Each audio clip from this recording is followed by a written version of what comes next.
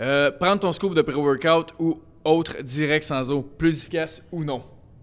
Non. C'est pas plus efficace, c'est même moins efficace. Pourquoi? Ça te prend de l'eau pour assimiler ton pré-workout. Fait que... La poudre est faite pour aller dans l'eau. Fait que...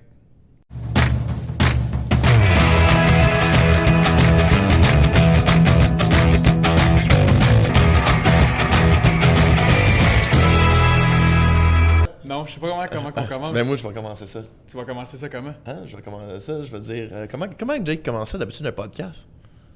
Salut, bienvenue au podcast. Ah, tabarnak. Ok, Attends, non, je m'appelle pas enregistre ce Jacob. qu'on se dit là. Ça va être ça, l'intro. C'est vrai que Non, depuis non, tantôt, mais- là, ok. on est correct. OK, fait que ça, c'est bon. Fait que tu vas pouvoir mettre ça en intro. C'est écœurant, tu sais. Voici Coach PA, Coach Frank pour Quantum Training. Ça ressemble à ça, une intro? Ça, c'est l'intro. Ça, c'est l'intro. Et Ok, voilà, parfait. on commence. Let's go. Ben, non, mais sérieusement, en toute honnêteté. Bon, moi, c'est mon premier podcast que je fais avec PA. PA, c'est son premier podcast. Point.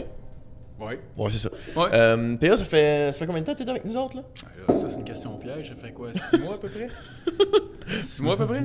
Plus ou moins. Ça fait combien de temps que tu t'entraînes avec nous autres? Ah, ça fait 4 ans. Ok, parfait. Bon, c'est ça. Fait que ça fait 4 ans que PA s'entraîne avec nous autres. Ça fait 6 mois à peu près qu'il travaille avec nous autres. Ouais. Moi, pour ma part, ça fait 3... Ça va faire 3 ans là, que je travaille avec Jacob.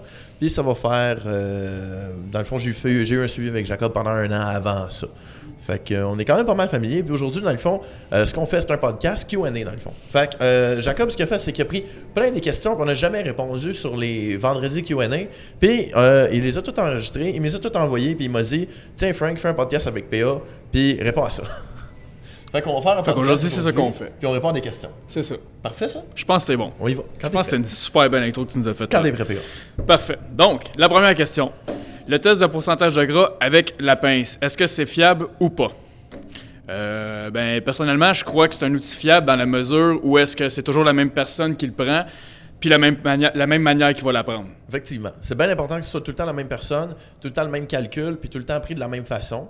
C'est sûr que quand tu vas avoir du monde qui sont peut-être pas tout à fait expérimentés, ils vont pas le prendre tout à fait pareil, puis tes résultats peuvent varier un peu. Moi, l'autre problème que j'ai avec ça, c'est que au niveau de la pince, des fois, tu rencontres des petits problèmes parce que bon, tu veux l'idéal dans tous les jours, là, ce serait de toujours la faire à jeun, avec une alimentation qui est toujours pareille, puis avec une consommation d'eau qui est toujours pareille, avec un niveau de sommeil qui est toujours pareil, pour vraiment avoir, bon, les résultats sur l'heure juste. Fait que c'est un outil qui indique la progression, oui, certes. Est-ce que j'utilise d'autres outils? Oui, moi, personnellement, je dis à mes clients de prendre des photos de progression. C'est quelque chose que je trouve qui est super important, puis c'est quelque chose que les clients utilisent, dans le fond, pour voir, dans le fond, leur progression eux-mêmes. OK, prochaine question, Pierre. Vas-y. Oh, elle est bonne, celle-là. Oh. Tu vas l'aimer. Nice. Que penses-tu des régimes de détox? C'est de la merde. Personnellement, je trouve que c'est aussi énormément de la merde. Si dans ton régime détox, tu as 36 000 suppléments, touche pas à ça. Touche juste pas à ça, ben non, des tisanes détox. Là. Ton corps, il est fait pour se détoxer naturellement. Le foie, c'est son rôle, donc... 24/7, 365 jours par année. À quelque part, tu es toujours après de détoxer. T'sais. C'est sûr qu'il y a des petits suppléments que tu pourrais prendre pour supporter ton foie, mais en général, je pense pas que tu aurais besoin de ça pour te détoxifier. Là. Non, vraiment pas. À moins qu'il y ait une situation particulière, auquel cas, ben là, ça te prend une analyse vraiment plus en profondeur pour pouvoir le décider. Là. L'été détox, c'est pas bon non plus, je crois. Non. Non, pas très bon. Ça sert à rien, à mon avis. C'est juste relaxant de le prendre. Puis tu te sens un peu mieux mentalement. Pas pire. Pas mal ça. OK. Prochaine question. La routine matinale ou du soir parfaite?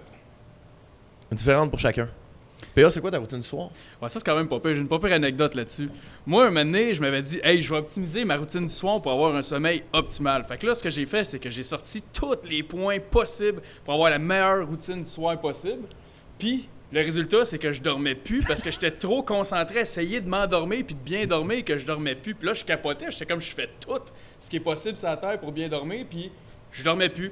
Fait que là, ma routine, qui dans le fond, est complètement contre tout ce que tout le monde qu'on devrait faire, c'est... Ma routine, c'est que j'écoute une série avant de m'endormir, puis je mange mon repas dans mon lit, puis je me couche après, puis je dors comme un bébé, je dors mon 8 heures, puis je me réveille le lendemain matin. Et voilà. Puis toi, Frank, ça ressemble à quoi, mettons, une routine matinale ou du soir?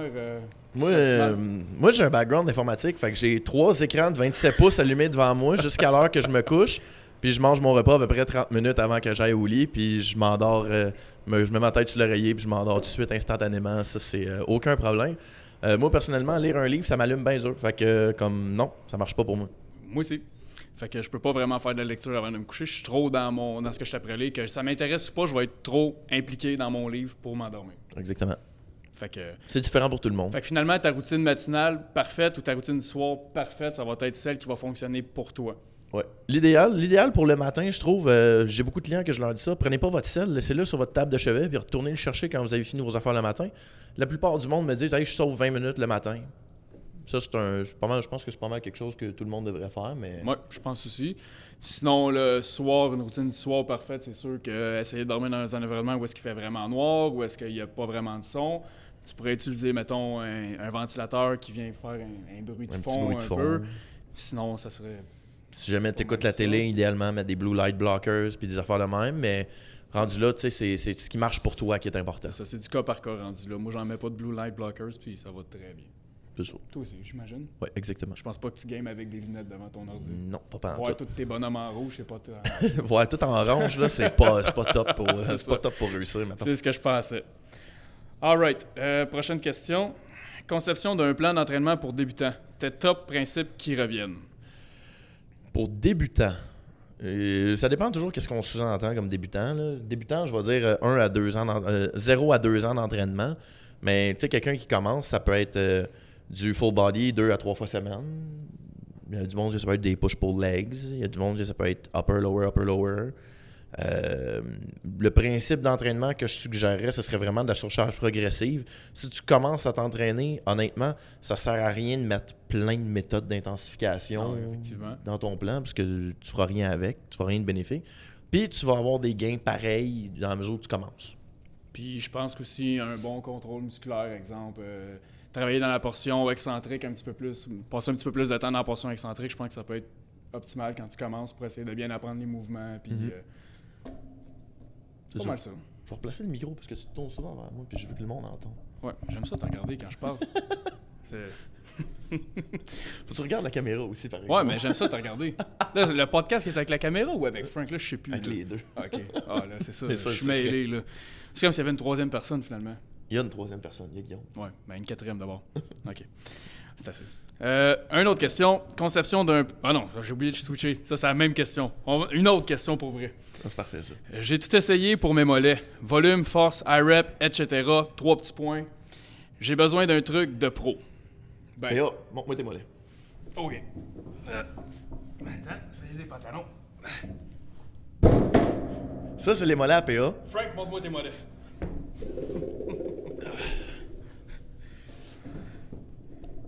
Ça, c'est les mollets à Frank.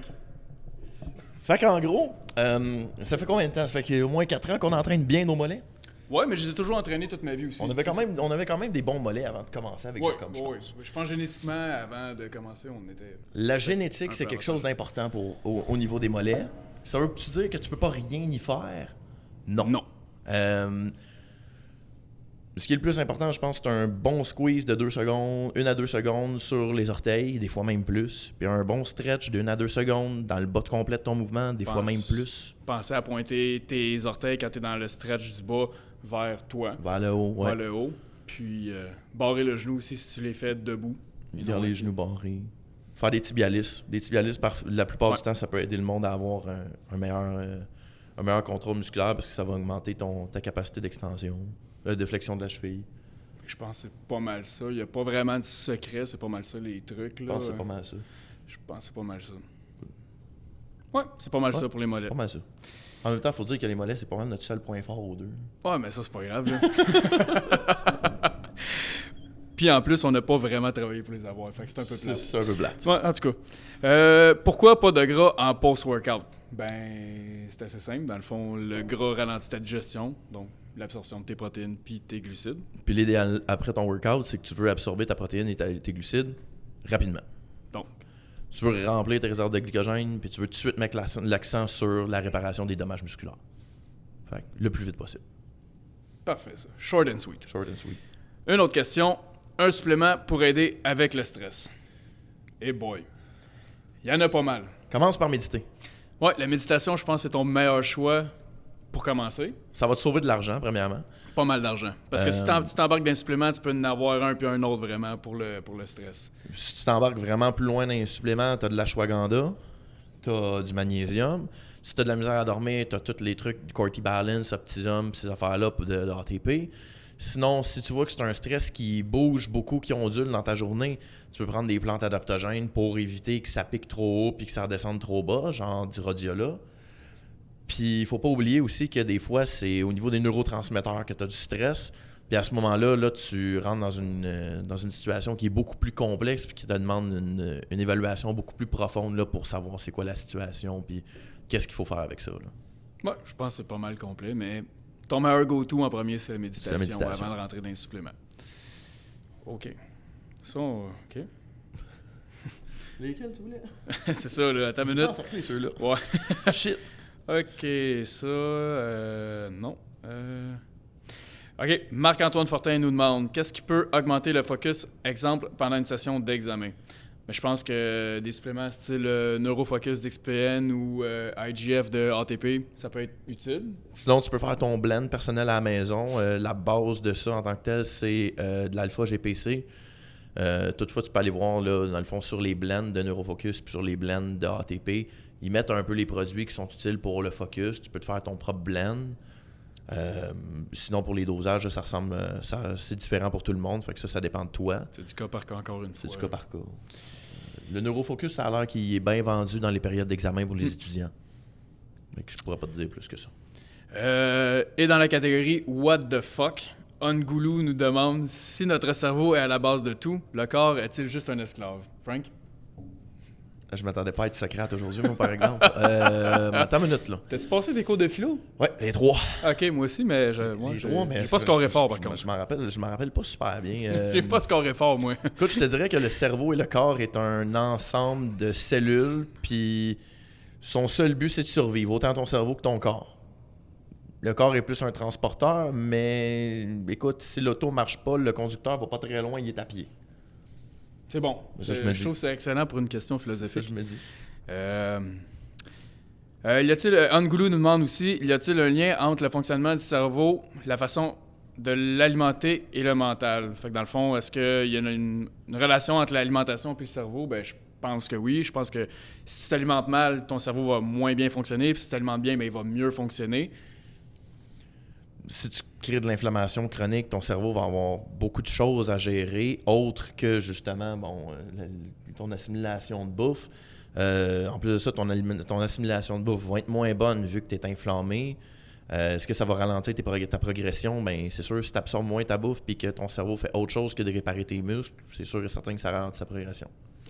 Ouais, fait que c'est ça. Moi, je pense que aussi, si tu veux vraiment approfondir, mettons, l'alimentation, puis le cerveau, puis des liens qu'il peut avoir, je pense que t'es mieux d'aller voir un expert là-dedans. Si c'est vraiment important pour toi, là. Oui. Mais c'est sûr qu'il y a une corrélation entre ton alimentation et ton cerveau. Ça, il y en a définitivement une. Ensuite, Eric nous demande, Eric1607 nous demande des trucs pour devenir plus intelligent. Ben moi, j'essaye encore. Fait que toi, Frank, t'as-tu des trucs? J'essaye à tous les jours. Bon, on essaye fort. Je te dirais que un des trucs que j'avais lu, bon, évidemment, pour devenir plus intelligent, il faut que tu apprennes plus. Si tu apprends plus de façon autodidacte, ben, c'est en lecture la plupart du temps, ou sinon sur des podcasts comme on fait en ce moment. Si c'est en podcast, ben, tu peux pas écouter plus vite. Fait que ça va comme mal. Mais si c'est en lecture, ce que tu peux faire, c'est améliorer ta capacité de lecture. Puis aussi con que ça peut paraître, lire 10 pages par jour à tous les jours pendant un an, ça va te permettre de lire quand même pas mal de livres. Puis ta lecture va s'améliorer de plus en plus. Tu vas lire de plus en plus vite. Tu vas te permettre de pouvoir lire de plus en plus de livres et parfaire tes connaissances puis devenir plus intelligent. Puis je pense aussi de t'entourer de gens qui peuvent t'aider, mettons, à cheminer dans un X domaine pourrait t'aider aussi dans t'entourer de gens qui sont, comment dire... Qui sont brillants. Qui sont brillants, là, c'est ça. Qui ont de la réflexion. Ouais. Je me suis déjà fait dire, si t'es le plus gros gars dans un gym, change de gym. Je pense que c'est la même chose pour les personnes intelligentes. Si la personne la plus intelligente dans une pièce, change de pièce. C'est excellent, ça. Ça, j'ai aimé ça. On aurait dû commencer avec ça, finalement. On aurait dû commencer avec ça. Ouais, ça aurait été short and sweet avec ça. Et voilà. OK. Ça, je pense pas qu'on peut répondre à ça. Comment savoir ce que nous avons de besoin en supplément? Ben, Des suppléments, c'est des suppléments. Ça, c'est un bon départ. Je pense qu'avant de rentrer des suppléments, tu devrais plutôt checker ton alimentation, ton niveau d'activité physique, ta gestion de stress, ton sommeil, tout ce qui est au niveau de ta digestion. Puis ensuite de ça, peu importe c'est quoi ton problème, regarde si tu as vraiment besoin d'un supplément. Tu vois si c'est un besoin en supplément ou si c'est juste un désir de ne pas trop changer que tu as puis qui brime dans ce que tu veux avancer, dans le fond, au niveau d'améliorer une quelconque sphère que tu souhaites. Là. Excellent, ça. Le réel impact des éléments inflammatoires sur la prise de masse. On n'a pas parlé tantôt un peu? On en parlait d'inflammation. Ouais, on en parlait, ouais. On a parlé d'inflammation pour une autre question. Dans la mesure où les aliments inflammatoires briment sur ta digestion, puis que ton cerveau doit gérer ton niveau d'inflammation, c'est sûr que ça va te brimer sur ta progression puis sur ta prise de masse. Parce que si tu n'assimiles rien de la bouffe que tu manges, comment tu veux prendre de la masse? Ça, c'est mon thinking. Toi, P.A.? Ben, l'inflammation augmente également ton cortisol. Fait que c'est sûr qu'en ayant un cortisol plus élevé au courant de la journée, ben c'est pas optimal pour la prise de masse, pour la perte de gras. Donc, ça peut avoir un impact aussi sur cet aspect-là. Je pense que c'est pas mal ça. Je pense que c'est pas mal ça. Je pense pas que scientifiquement, il y a rien. Je pense que scientifiquement, il n'y a rien de prouvé sur l'inflammation de la prise de masse. Mais dans les faits pratiques, puis en situation sur le terrain, on se rend compte que ça marche pas. C'est ça. Puis par expérience personnelle aussi, ouais, on aussi se rend compte de ça aussi.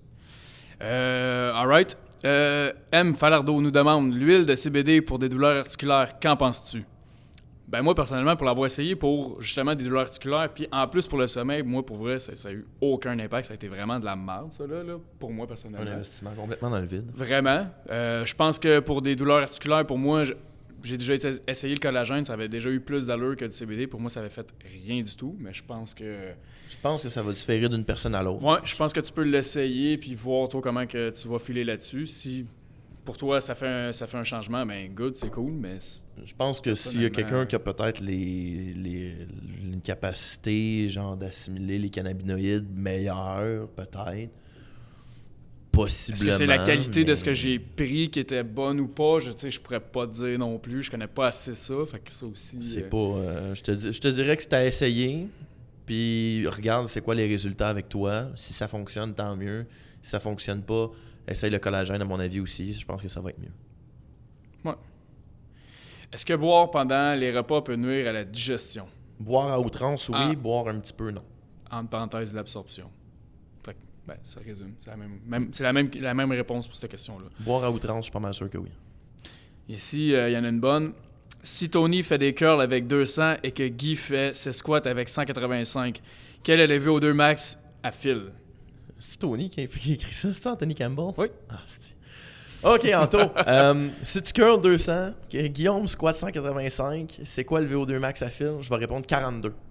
Écoute, j'étais pas loin. Je pensais pas mal ça aussi. J'ai aucune idée. C'est pas dans le VO2 max 42, c'est tout.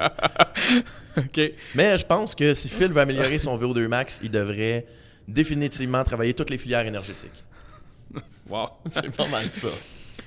Quel pourcentage de gras idéal pour commencer une prise de masse pour une femme? 15%. Pourquoi tu dis 15%, PA? Je ne sais pas. Vas-y, pourquoi je dis 15%, Frank?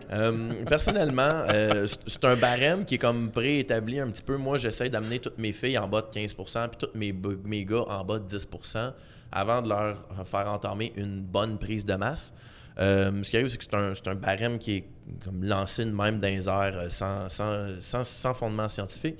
Puis ce qui arrive, c'est que c'est ajustable, c'est différent d'une personne à l'autre. C'est sûr qu'une fille qui va se pointer en haut de 15%, mais qu'elle a l'air d'en faire 10, ben je vais ajuster de façon à ce que, de toute évidence, ça va être correct que j'y fasse faire une prise de masse. Mais ça va dépendre de la qualité de la peau, de l'inflammation, puis d'un paquet de facteurs. Parce que c'est pas parce que tu sors aux pinces à 15 que tu as l'air d'un 15. C'est pas parce que tu sors à 8 que tu as l'air d'un 8, un 6 à 6. C'est du cas par cas. Là. C'est vraiment cas par cas. Je te dirais que dans la mesure où tu es lean puis que tu as une bonne gestion de tes glucides, une bonne assimilation de tes glucides, oui, ouais. Vas-y, on peut commencer une prise de masse. All right. Stay Focus Trainer nous demande, penses-tu que la perte de poids est plus dure à réaliser pour les femmes que pour les hommes? Personnellement, je pense pas que la perte de poids est plus difficile à réaliser pour une femme que pour un homme. Mais ça dépend là, à quel niveau de perte de poids. Là. Au niveau d'une sécheresse extrême? C'est ça. Pour une perte de poids en général, non. Je pense pas. Mais pour une sécheresse, style condition de stage, on va dire, Je pense que c'est un peu plus difficile. Je pense que oui. Juste avec la dominance en testostérone d'un homme, déjà, je pense que c'est Déjà là, on l'a plus facile. un petit peu plus. Mais j'aurais tendance à dire aussi que c'est peut-être plus la nature plus anxieuse puis la nature plus émotionnelle des femmes qui rend ça difficile. Puis oui, c'est important de t'écouter. Mais évidemment, quand vient un craving émotionnel, donc une faim instantanée pour quelque chose de bien précis, c'est une faim émotionnelle qui est liée à ton stress. Idéalement, tu veux pas t'écouter dans ce temps-là. C'est les petits détails qui changent ça. OK, prochaine question. OK. Alex Rasco nous demande Canadian Protein, est-ce qu'on peut faire confiance niveau qualité? Ben, je pense que oui. Pas mal sûr que oui. Je pense que oui. Les grosses compagnies, genre Canadian Protein, MyProtein, je pense que ça a de l'allure.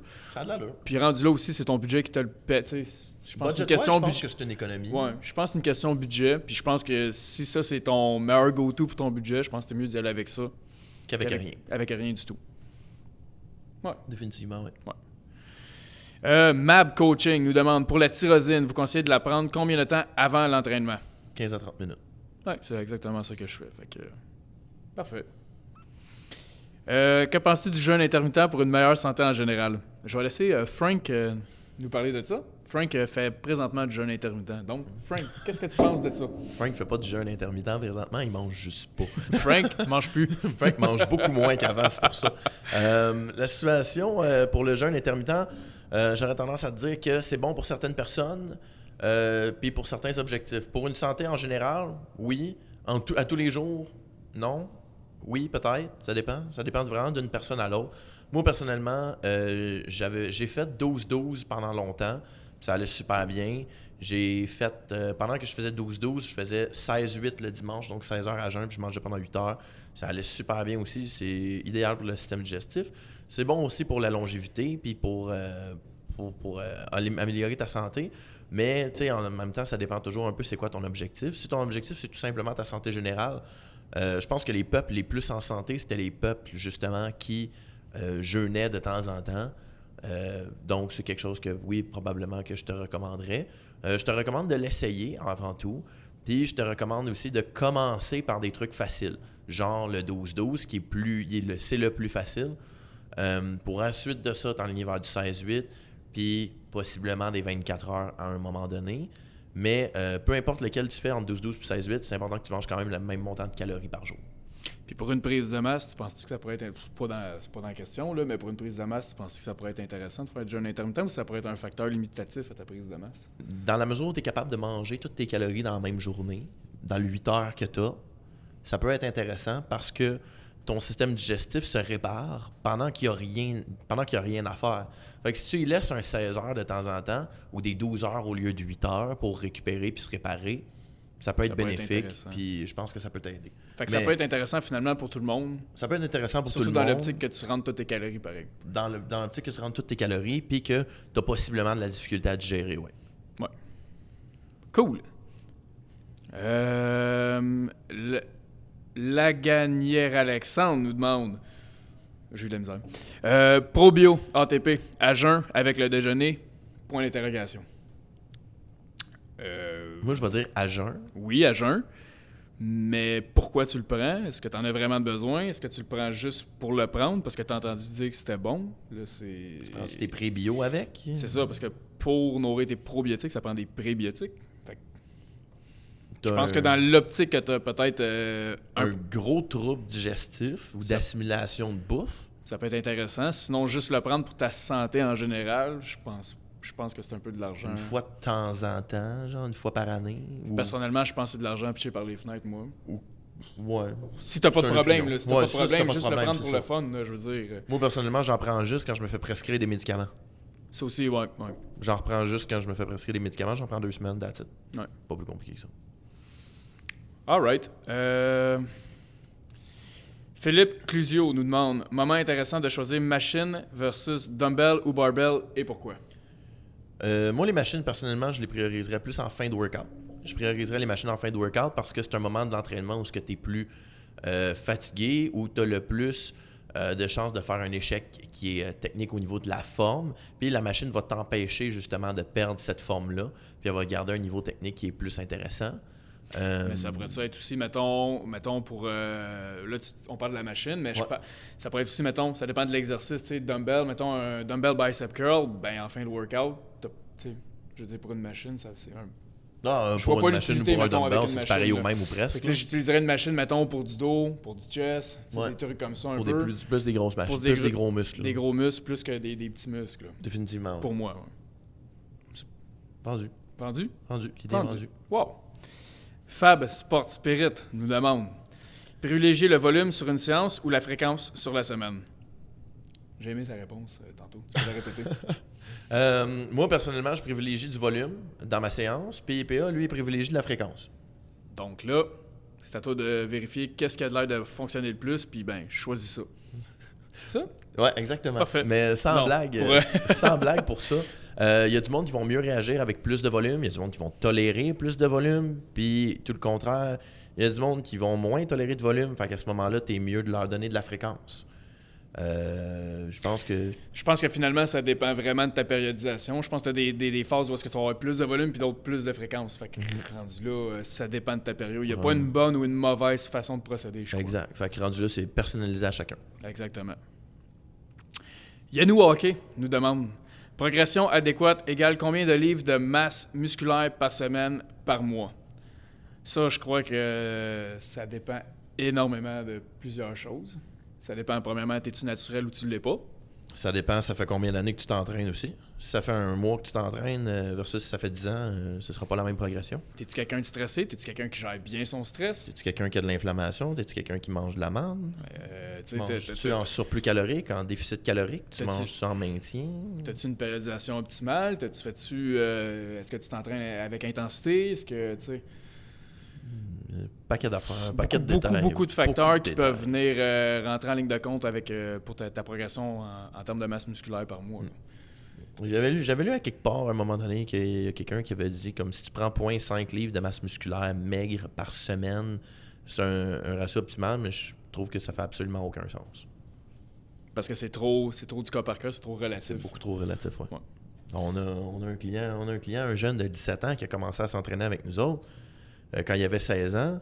En un an, dans un moment où il était plus lean que son début avec nous autres, il avait pris 40 livres. Fait que là... Dans mon livre à moi, c'est 0,8 livres par mois, 0,8 livres par semaine, tu sais. Fait que rendu là, c'est du cas par cas. C'est du cas par cas. Je pense pas que toi puis moi on prenne 40 livres par année. Ben, tout le monde a des progressions complètement différentes. Tout le monde a une progression unique, là. C'est différent pour chaque personne. C'est ça. Marc-Antoine Fontaine nous demande: si j'ai le rhume, combien de RIR je devrais pousser pour ne pas m'empirer côté récupération? C'est quoi arrière? Hein? C'est quoi arrière? c'est reps and reserves. C'est ton RPE. C'est ton RPE, c'est tes répétitions en réserve dans le fond. Combien de répétitions est-ce que tu serais capable de faire par après?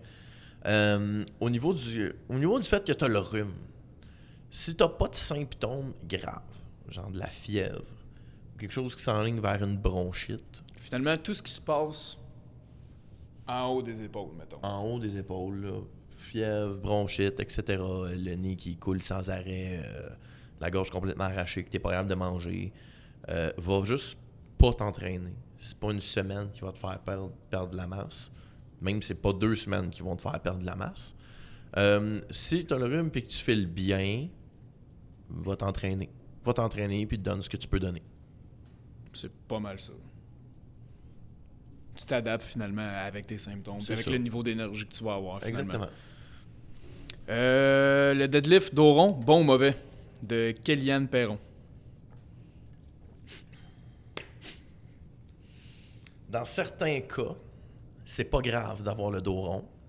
Pour la majorité des gens, t'es mieux de l'avoir droit. T'es mieux de l'avoir droit.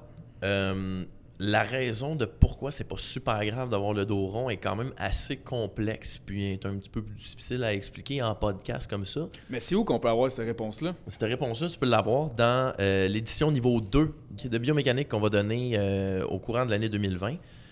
Normalement, on est supposé donner l'édition... On est supposé le donner en décembre. Peut-être que Jacob va le reculer en janvier, vu qu'il vient comme juste de revenir d'un voyage. Fait que je suis pas mal sûr que ça va se donner plus en début 2020. Sinon, on va probablement leur donner d'ici la fin de l'année là, une deuxième fois avec d'autres étudiants qui vont avoir refait le niveau 1 puis qui vont venir pour le niveau 2. Parfait, ça. El Colino demande « J'entraîne 2 fois par semaine un groupe musculaire. Combien d'exercices pour être optimal par session? » Ça dépend du nombre de sets. Si tu fais juste 3 séries de tous tes exercices puis que tu es toujours all-out sur toutes tes séries, ben 3 séries, normalement, tu vas en avoir assez. Fait qu'à ce moment-là, tu peux te permettre plus d'exercices. Puis, dans une optique où ce que tu fais plus de séries, tu vas faire moins d'exercices. Fait que finalement, c'est ton nombre de séries qui va déterminer. Qui va déterminer tout ça. Qui va le déterminer. Biomécanique, c'est le 11 janvier. C'est le 11 janvier, biomécanique. On va donner le cours de biomécanique niveau 2, 11 janvier, moi et Jacob. Ah, ça, j'en ai une bonne. Ça, c'est excellent. Ok, parfait. Ça. Vas-y. Ben, excellent, on s'entend. OK. Prendre ton scoop de pré-workout ou autre direct sans eau, plus efficace ou non? Non. C'est pas plus efficace, c'est même moins efficace. Pourquoi? Ça te prend de l'eau pour assimiler ton pré-workout. Fait que La poudre est faite pour aller dans l'eau. Fait que prends-la avec de l'eau. prends-la avec de l'eau. Prends-la dans un verre, brasse-la avec une paille, sirote-la tranquillement. Je pense que c'est plus trendy mettre ça en story sur Instagram qu'autre chose en ce moment. Là. C'est pas parce que c'est meilleur pour toi. Pendant un bout, genre, il avait sorti comme le Dry Scoop Challenge. Là, Puis il y a du monde qui ont juste continué à le faire pareil encore. Là. Parce que c'était cool. Puis ils font des stories avec ça sur Instagram. C'est vrai que c'est cool. C'est vrai que c'est hot. On devrait le faire.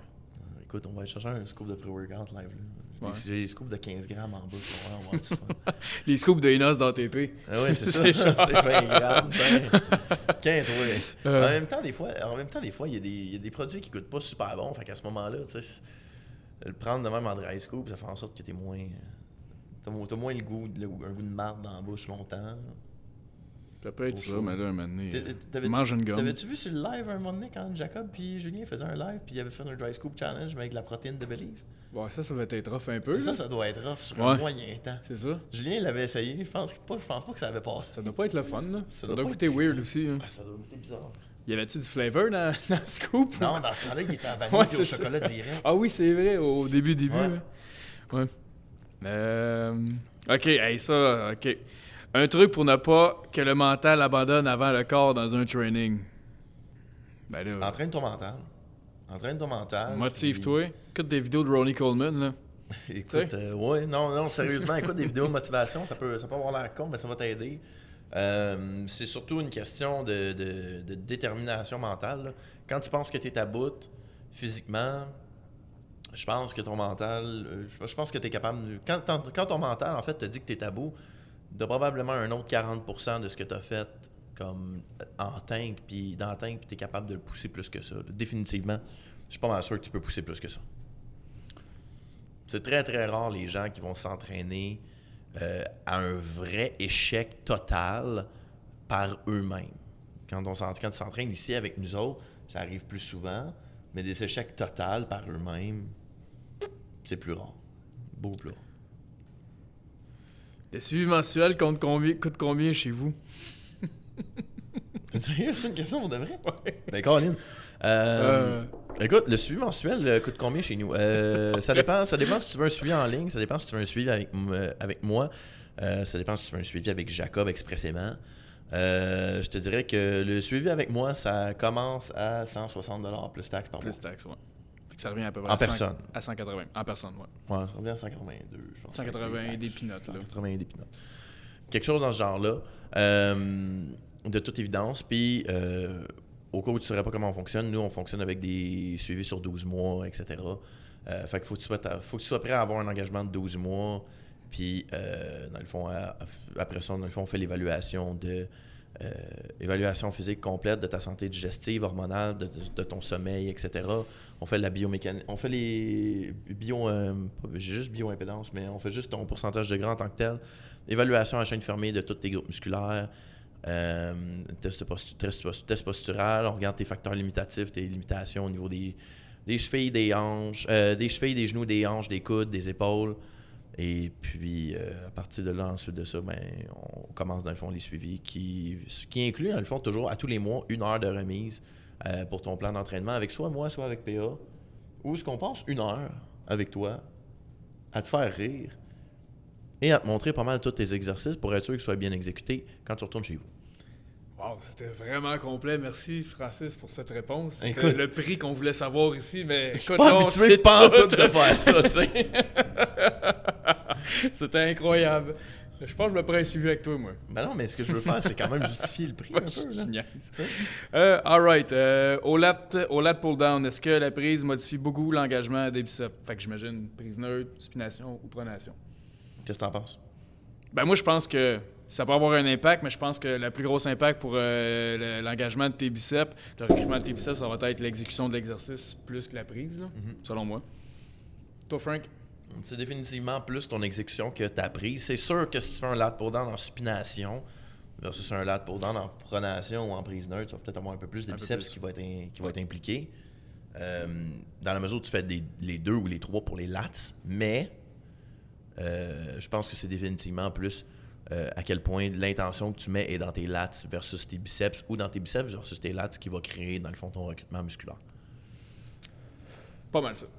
Ouais, ça. Phil Gagnon nous demande, est-ce qu'on capte la vitamine D du soleil à travers une vitre ou un pare-brise? J'ai bien aimé ce que tu m'as dit tantôt. Ouais, ben, je vais leur dire, dans le fond, c'est assez simple. Est-ce que tu peux prendre un coup de soleil par un pare-brise ou une vitre? La réponse est oui. Donc, tu captes également la vitamine D à travers un pare-brise ou une vitre. Des vitres polarisées, puis des affaires de même, tu penses-tu que ça peut t'empêcher?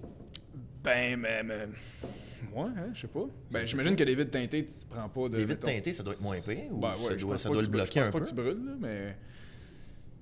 Tu penses que ça va avec la simulation de vitamine D? Faudrait faire des tests. On va faire des tests, faudrait voir. Faudrait faire des tests. Faudrait s'informer plus. Mais mettons qu'on prend une vitre transparente Une vitre de char, normale, normale. bien standard, Oui. tu captes de la vitamine D. Fait que ça vaut la peine de mettre ton bras sur le bord de la fenêtre quand tu conduis. Ça va clairement changer ta vie, tu vas voir. Ben, tu vas faire un petit peu plus de vitamine D, tu sais, c'est rentabiliser son temps rendu là. Oh, Je trouve que définitivement. si t'es dans le trafic... La meilleure option, c'est de t'acheter une décapotable, par contre. Ah oui, il y a ça. Il y a ça. Wow. Définitivement. Ouais. 10 à 20 grammes de glutamine avant d'aller dormir, est-ce bon? Répète-moi ça, s'il te 10 plaît. à 20 grammes de glutamine avant d'aller dormir, est-ce bon? Non. Pourquoi, PA? Explique-moi. Parce que, dans le fond, la glutamine, ça sert à justement plus aider tout ce qui est au niveau de ta digestion. Donc, prendre ça avant d'aller dormir, je vois pas l'intérêt de le prendre avant d'aller dormir. Surtout que quand tu t'en vas dormir, une règle générale, t'es pas à jeun. Oui, aussi. Fait que y a ça. Fut un temps où la glutamine, on croyait que c'était bon pour la récupération musculaire. Puis il y a des études qui ont sorti récemment qui démontrent que la glutamine, au niveau de la récupération musculaire, ça fait pas grand-chose. Fait que rendu là, si tu as une raison plus particulière de la prendre le soir avant de te coucher, Bon. oui, why not? Pourquoi pas? Mais juste comme ça, pour Assure-toi le aussi fun. que ta glutamine est de bonne qualité. il y a ça aussi. Mais Mais ça, c'est dans n'importe quel supplément. que ça, tu c'est dans prends, n'importe tu sais. quel supplément. Tu sais, on s'entend que si ta glutamine est coupée avec la moitié de la glycine, ben. Puis que tu es une personne un peu anxieuse, puis que le glutamate dans le tapis, ben c'est sûr que ça va t'aider à t'endormir de la glutamine. Mais ton problème n'est pas là. Tu sais, c'est pas la glutamine qui fait que tu t'endors. All right. Avez-vous des suggestions des sites Internet où trouver les dernières études sur la santé? PubMed. Examen aussi. Examen aussi. Examen, ça peut être pas pire aussi. Par contre, quand tu lis si jamais tu lis des études, il faut que tu aies beaucoup un esprit critique puis que tu sois capable de comprendre l'étude. Ce qui arrive, c'est que c'est écrit d'une façon quand même assez étrange. Dans le fond, c'est écrit de façon à ce que tu... pas nécessairement que tu saisisses pas ce que ça dit, mais c'est écrit d'une façon où c'est pas toujours évident de comprendre, puis où ils mettent des contextes, mais ils les expliquent pas vraiment. Enfin, beaucoup d'études sur l'entraînement sont faites avec des populations qui ne s'entraînent pas, ou, mettons comme l'étude dans Game Changers, à un moment donné, ils en parlent, mais ils parlent d'une étude sur de la viande, mais ils parlent de burgers de fast-food. Parce que tu peux pas mettre une étude avec des hamburgers faits dans un fast-food, genre un McDo, où c'est 80% pas de la viande, pour une étude sur la viande, puis ses résultats. Et ça marche pas comme ça. Puis malheureusement, il y a beaucoup d'études comme ça qui sont biaisées de cette manière-là.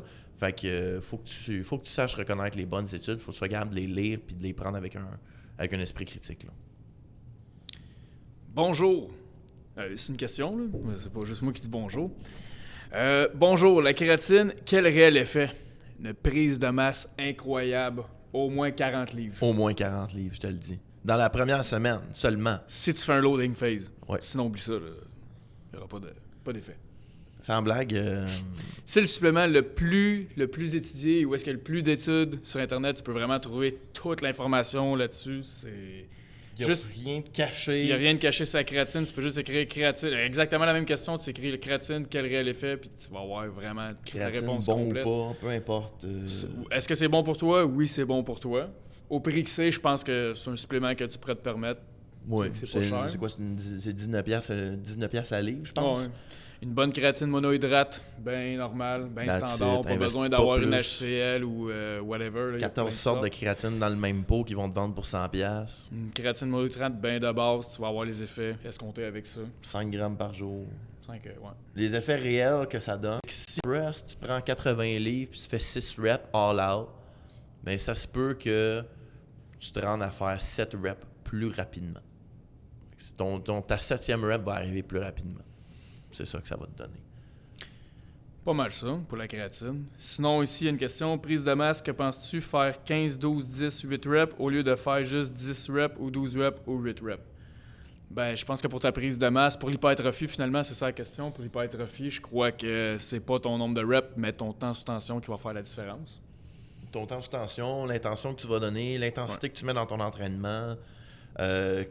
15, 12, 18, c'est une méthode d'entraînement qui... mais lui, il dit aussi, ou juste faire 10 reps, c'est comme des sets de 10 ou des sets de 12 ou des sets de 8. Ah, OK. Fait que rendu là, c'est ton temps sous tension qui va faire foi de tout. Alors, regarde au niveau des reps moyennes que ça va te donner plus ou moins 11 à 12 reps en moyenne. Fait que c'est l'équivalent de faire du 10 à 12, plus ou moins.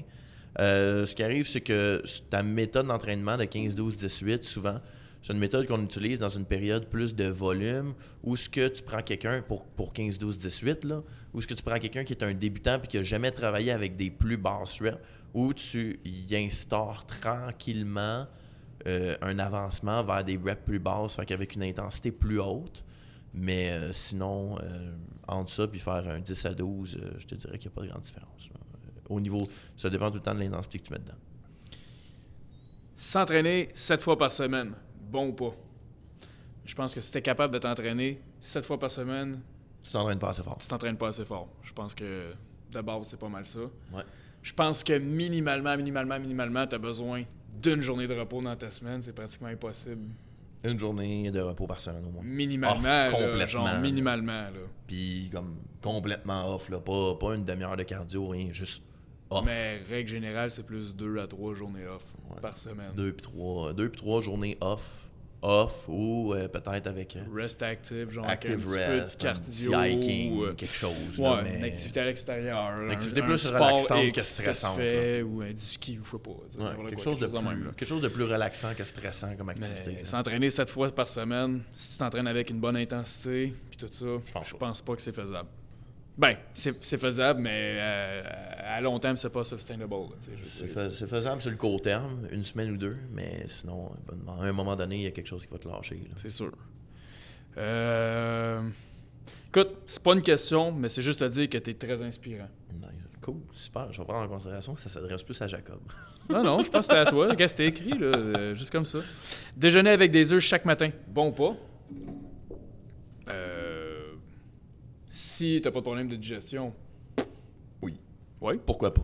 Si t'as des problèmes de digestion, non. Pourquoi? Si tu les digères mal, non. Si tu les digères bien, oui.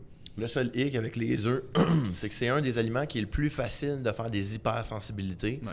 Fait que si jamais à un moment donné, tu vois que les œufs commencent à te rouler dans la bouche puis que tu as de la misère à les avaler, ou bien donc quand tu les manges, tu viens avec des gonflements, des ballonnements ou des congestions nasales ou des affaires de même, change ton déjeuner, mange de la viande à la place. Parce que le fait de plus avoir envie de les manger, c'est un signe d'hypersensibilité. Exactement. Parfait.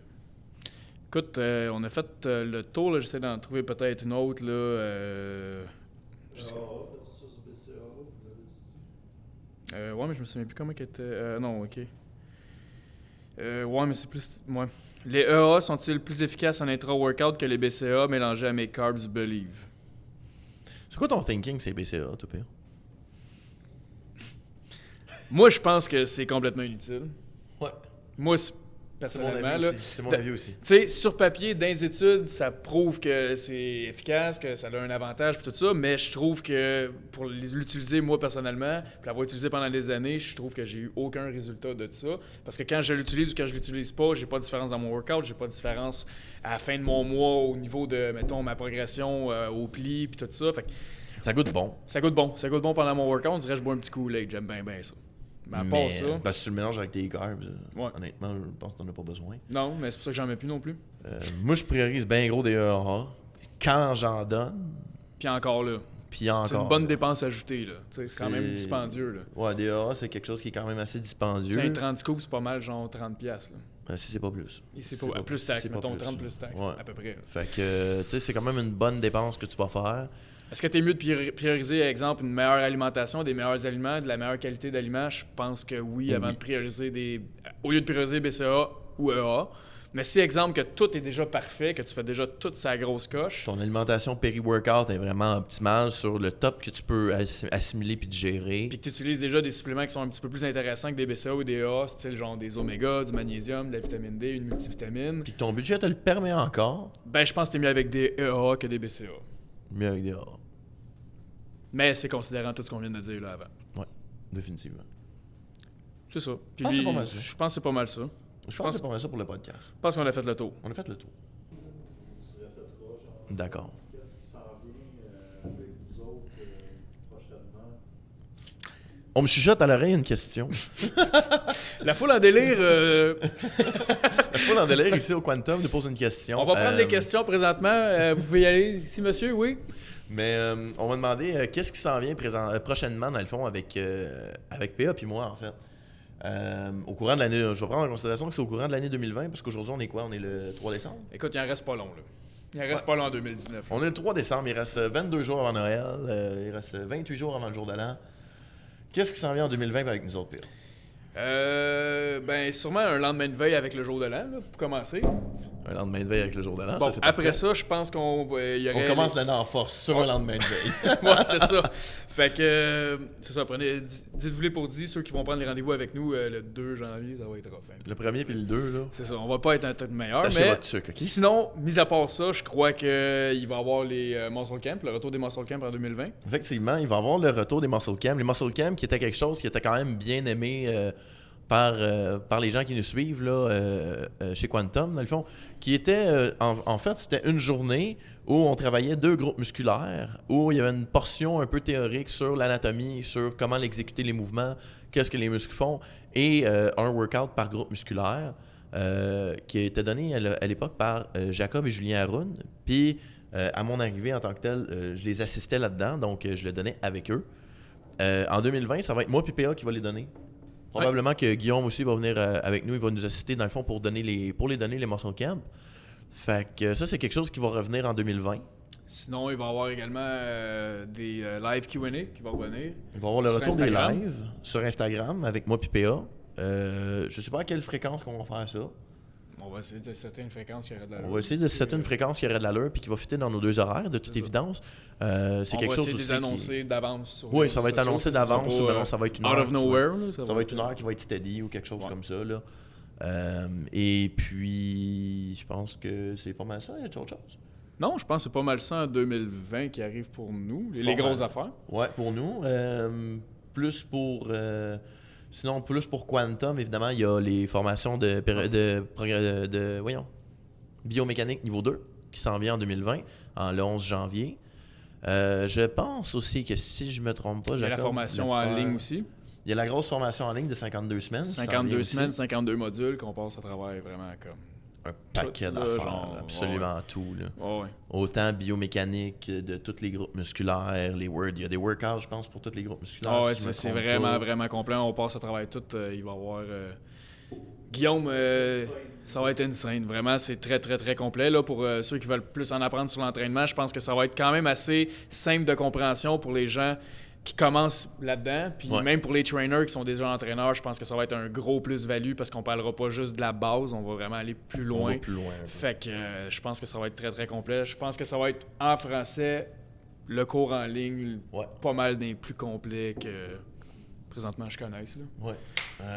Sinon, je pense que Jacob est en train de faire un cours de périodisation niveau 3. Je suis pas certain, mais je pense que c'est quelque chose qui s'en vient. Jacob est supposé retourner en France aussi pour donner des formations, pour redonner dans le fond les cours de biomec puis de périodisation. Je pense que c'est pas mal ça. Jacob m'a aussi dit qu'il y a un leg press qui allait arriver au gym en 2020. C'est vrai. Qu'il s'en tienne pour dit. Oui, en tout cas, c'est dit ici, hein. Fait qu'il faut que C'est ça se dit fasse. ici, faut là. que ça se fasse. Les gens vont être déçus, ça Je arrive sais pas pas en quand 2020. en 2020, mais ça va arriver. Les gens vont être déçus, ça arrive pas. Ouais, c'est ça. Il m'avait parlé du printemps. En tout cas, Ça comme ça. oui, il m'avait dit avant la neige. En tout cas, gars, je vois pas. Là. On regarde. Avant la neige de 2020 ou 2019? Non, on avait la neige de 2019. Oh, là. On est mal parti. Ouais, il était parti. Ouais, c'est ça. OK. Mais sinon, je pense que c'est pas mal ça. C'est ça, like, share, puis... Je vous suggère de liker, dans le fond, le podcast, de mettre 5 étoiles.